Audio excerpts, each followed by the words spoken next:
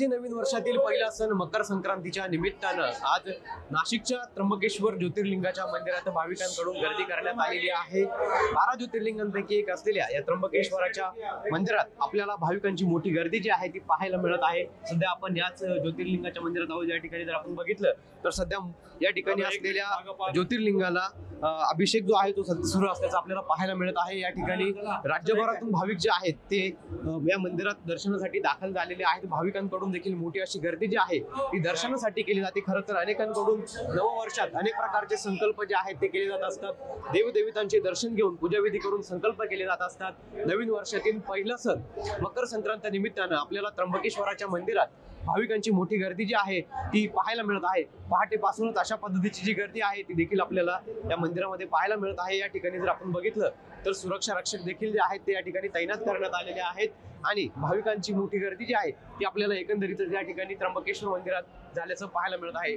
Pawan Yewale, TV9 Marathi, Trimbakeshwar, Nashik.